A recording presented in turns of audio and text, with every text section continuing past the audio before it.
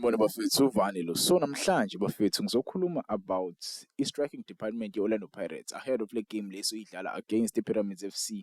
Our first leg soyidlala ngoMgqibelo ngo-6 o'clock. Uma ungawathenga amathikithi, hamba uthenga amathikithi bafethu. Kubaluleke ngempela ukuthi siyi-support Orlando Pirates izobe idlala i-first leg la e-South Africa. So we need u-3 points kuleyo game. So lana kunabajita ade bengibuza ukuthi kahle kahle isiphi strike kumele sisidlalise ahead of the game against i-Pyramids FC, because i-Pyramids FC i-team ekwaziyo ukudlala ibhola at the back. Njengoba bekwazi ukudlala ibhola at the back, they know how to create chances with ama-ball playing players wabo. They know how to create chances. They have ama-wingers are fast, Ofistan Maliele. I can name a few of those guys abakwazi ukudlala lapho. So thina kumele sazi uSokhoi nathi kulabadlali esinabo bakhona abadlali abangasinikeza abama-chances are-right ukuthi score. Yes, bakhona uMfukeng, bakhona boNkota, bakhona boMabasa, yabo, abo-Tete Maswanganyi, Talent Mbatha. Those guys can give you something, yabo. Even though we didn't see Talent Mbatha in the previous game we played, yabo. So yeah, lana i-track esinazo, we have uBoitumelo Radiopan. The last goal he scored for Orlando Pirates senior side was against Marumo Gallants, yabo. In that 8-1 thrashing we gave Marumo Gallants, Mchida was scoring penalty. Mchida kanayo confidence, yabo. According to me, the guy doesn't have confidence enough to start games like Orlando Pirates, yabo. So njengoba ngizokhuluma ngale track esinazo, Zakhele Pasa, he returned from injury, yabo. Even though engakaze awathola ama-minutes since ebuyile, but umjito sasana kubuya ku-injury, we see him training with the main team, yabo, since ebuyile. Tsekhopasa Mabasa, another striker esilitali ngempela. Tsekhopasa Mabasa is a little striker, even though we haven't seen him playing more, yabo. Asikade sagcina ukumbona edlala leli bhola lelajwayele. Siyamazi uMabasa, we know what he's capable of doing, yabo. Siyamazi ukuthi angasenzelani phambili. Yabo, lokho nje siyakwazi, angifuni silokhu siyalina le. And we have Evidence Makgopa is that type of striker that you can play in a big game, yabo. If you know you are playing against a big team, let's say maybe you are playing against the Mamelodi Sundowns, you are playing against the Al Ahly. Evidence Makgopa is that type of player that knows how to hold the ball, that knows how to create chances for the forwards, yabo, ama-forwards akho. So ahead of the game le, angifuqamanga, Pyramids FC akusiyona i-team esesadlala nayo before, yabo. I don't think sesadlala ne-Pyramids FC before. Mhlawumbe may be wrong, ungangikhumbuza lapho kuma-comments, but I don't remember playing against the Pyramids FC. I-team nje esathanda kusungulwa le, ayinaso isikhathi esiningi isunguliwe, yabo.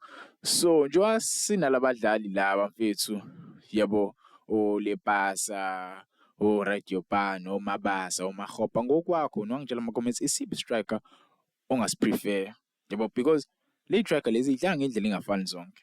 Njengoba idlala ngendlela engafani zonke, and iy'ndlela zazo, like ucoach uyabona impela ukuthi okay, if I play uMakgopa, yes, uMakgopa knows how to connect play, he knows how to get ama-opportunities for the team, but akusiyona i-intended role leyo ye-striker. Siyazi i-intended role ye-striker ukwenzani, hlezi siyicule lento. I-striker kumele score amagoli. As a striker, you must score goals. That's your intended job. Uma ungakora amagoli, yini kanti oyenza egrawundini, kanti wena ukhokhelwana, yabo. uMabasa uyakwazi ukuyenza leyo nto. But the last game we played in the Champions League against the MC Alger, there was a crucial opportunity I missed uTakhupasa Mabasa. I don't know why did he miss that opportunity. I'm sure nabantu bafuna uyayikhumbula le opportunity leya. Umjida fethu, abo, mase sibheke le mpahla le, ama-games wakhe uMabasa, and check his goals. So far, usadlale 26 games for Orlando Pirates, yabo. Ku-CAF Champions League, he played 8 games, wascora 1 goal. Kanti ku-Betway Premiership, he played 18 games, wascora 5 goals. So overall, he scored 6 goals in 26 matches. Angifuqamanga, it's not a good stat for a striker, yabo. Mase Spain nani hitmap yakhe, ngiyayibona i-hitmap yakhe, ayikho mnandi hitmap yakhe, yabo. Umdlali lo like akadrifti kakhulu, abuye azosiza i-team ezomaka, yabo uTshegofatso Mabasa. Yonke into engixaka ngayo, yonke into engikhala kakhulu ngayo. Yena uyakwazi ukushaya igoli, uyakwazi ukwenza umsebenzi phambili, but yabo even though ama-stats akhe but-ke overall so far unamagoli awu-6 umjide uyakwazi ukukhahlela yabo. Mase sibheke futhi ama-stats aTshegofatso Mabasa yabo. Ngiyakomperisha la, ngifuna nibone ukuthi kahle kahle umuphi umdlalo usiza kakhulu yabo. U-Evidence Makgopa usedlale 24 games overall kule season, kanti uMabasa udlale 26. 24 actually. 24 games kwi-CAF Champions League udlale 7 games. Mase wakora igoli elilodwa. 7 games wakora igoli elilodwa kwi-Betway udlale 17 games uscora 4 goals. Overall Evidence Makgopa unama-goals ayi-5. Not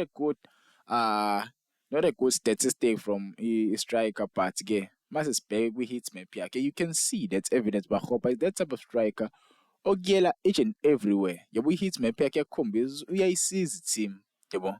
Defensively he helps the team.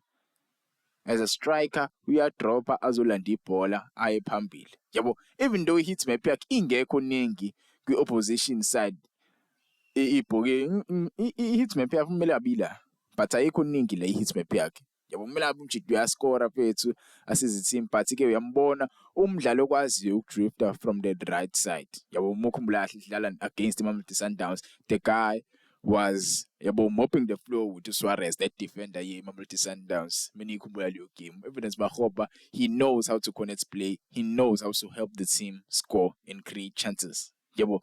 So yeah mfethu, yeah niyabona nama-statistics akhe in previous games esiwadlalile.